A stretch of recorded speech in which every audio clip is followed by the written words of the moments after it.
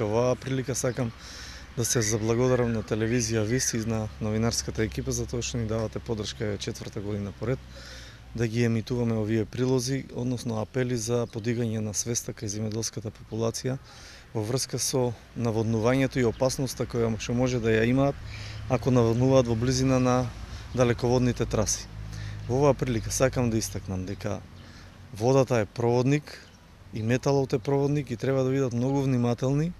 кога наводнуваат, односно поливаат во близина на далеководи по земјоделските површини. Значи, што треба да имаат на ум? Системите за распрскување, доколку ги имаат, секогаш да ги поставуваат што е можно подалеку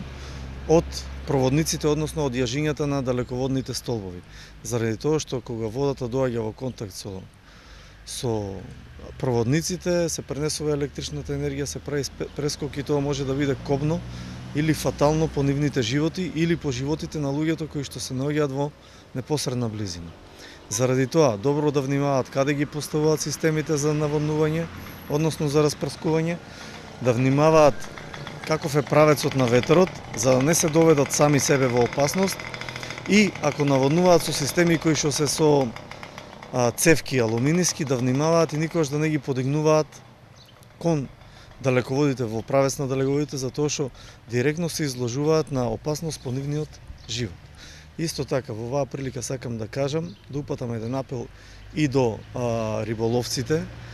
секогаш кога се во близина на далеководи да внимаваат со трските, односно со тие рибарските стапови, заради тоа што и со нив се изложуваат на опасност од прескок, односно од несакани струјни удари.